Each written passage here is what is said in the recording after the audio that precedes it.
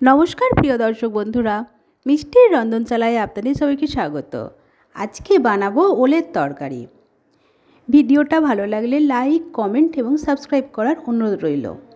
চলুন আর দেরি না করে চটপট রেসিপিটা দেখে নেওয়া যাক। প্রথমেই আমি ওলের তরকারি বানানোর জন্য ওলগুলোকে এইভাবে একটু বড় বড় করে কেটে নিয়েছি। কেটে এটাকে প্রেসার কুকারে দিয়ে আমি সিদ্ধ করে নেব। তার জন্য সামান্য একটু জল দিয়ে দিলাম আর একটু নুন দিয়ে আমি সেদ্ধ করে নেব। কুকারে দিয়ে আমি 4টে সিটি দিয়ে নিয়েছি। এরপর সিদ্ধ হয়ে গেছে। সিদ্ধ করার পর ঠিক এই রকম শক্ত থাকবে, একদম গলে যাবে না। আর এটা ঠান্ডা করার পর তারপরেই ঢাকনাটা খুলবেন, নাহলে একদম গলে যাবে গরম অবস্থায় রান্না করলে। এবার রান্না করার জন্য আমি কড়াতে সরষের তেল দিয়ে দিয়েছি। তেলটা গরম হয়ে গেলে প্রথমে আমি আলু আধখানা করে কেটে নিয়েছিলাম, সেগুলোকে দিয়ে সামান্য নুন আর হলুদ দিয়ে একটু লালচে লালচে করে আগে ভেজে নেব। আপনারা একবার এইভাবে ওলের তরকারি বানিয়ে দেখবেন, আপনাদের খুবই ভালো লাগবে। এর মধ্যে আলু ভাজা হয়ে গেছে, আমি আলুগুলোকে তুলে নেব। এবার ওই তেলেতেই ওলটা দিয়ে ভেজে নেব। তেলটা একটু বেশি দিয়ে ভাজবেন, নাহলে নাড়াচাড়া করতে গিয়ে ওলটা ভেঙে যেতে পারে।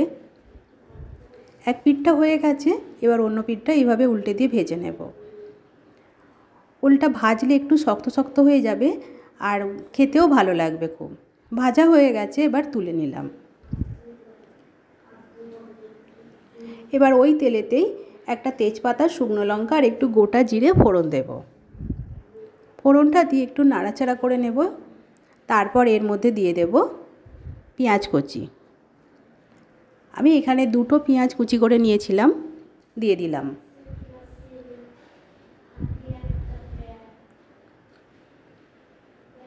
পেঁয়াজটা দিয়ে নাড়াচাড়া করে একদম গোল্ডেন ব্রাউন করে ভেজে নেব।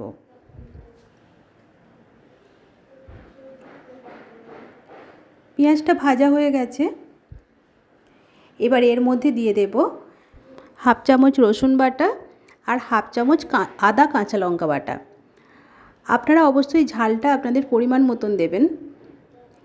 এবার আদা রসুন বাটা দিয়ে ভালোভাবে মশলাটা কষিয়ে নেব, যতক্ষণ না রসুনের কাঁচা গন্ধটা যায়। তারপর আমি এর মধ্যে দিয়ে দেব একটা টমেটো কুচি। টমেটোটা দিয়ে খুব ভালোভাবে নেড়েচেড়ে একদম টমেটোটাকে নরম করে নিয়ে স্ম্যাশ করে নেব এইভাবে খুন্তি দিয়ে। তারপর এর মধ্যে দিয়ে দেব গুঁড়ো মশলা, হাফ চামচ হলুদ গুঁড়ো, হাফ চামচ কাশ্মীরি লঙ্কার গুঁড়ো, হাফ চামচ জিরে গুঁড়ো আর হাফ চামচ ধনে গুঁড়ো দিয়ে মশলাটাকে খুব ভালোভাবে কষিয়ে নেব। গুঁড়ো মশলা দিয়েছি, নিচেটা একটু লেগে লেগে যাচ্ছিলো, তাই এখানে আমি একটু জল দিয়ে দিলাম। আমি এখানে গরম জল ব্যবহার করছি। মশলাটা এবার আমি ভালোভাবে কষিয়ে নেব। দেখুন মশলা থেকে তেল ছেড়ে দিয়েছে। এবার আমি এর মধ্যে ভেজে রাখা আলুগুলো দিয়ে আরও 2 মিনিট সময় ধরে কষিয়ে নেব ভালোভাবে।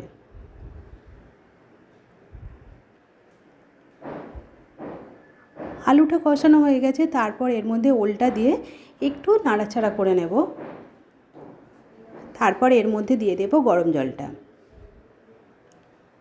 গরম জলটা দেওয়ার সঙ্গে সঙ্গেই ঝোলটা ফুটতে শুরু করেছে। একটু নাড়াচাড়া করে নিয়ে আমি এর মধ্যে দিয়ে দেব পরিমাণ মতো নুন। নুনটা দিয়ে একটু ভালোভাবে নেড়ে দিয়ে আমি চাপা দিয়ে বেশ কিছুক্ষণ রান্না করব, যতক্ষণ না আলুটা সিদ্ধ হয়। কিছুক্ষণ পর আমি ঢাকনাটা খুলে নিলাম। আলু সিদ্ধ হয়ে গেছে। একটা আলু আমি কেটে দেখাচ্ছি।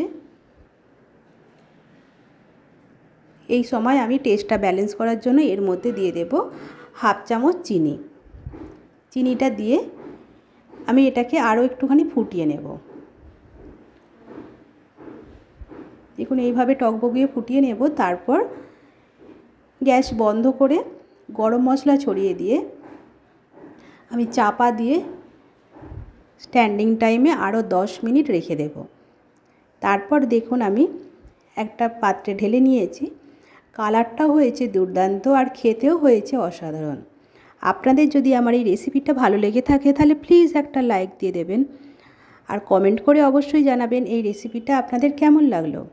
আর প্লিজ আমার চ্যানেলটা সাবস্ক্রাইব করে আমার পাশে থাকবেন আরও নিত্য নতুন রেসিপি পাওয়ার জন্য।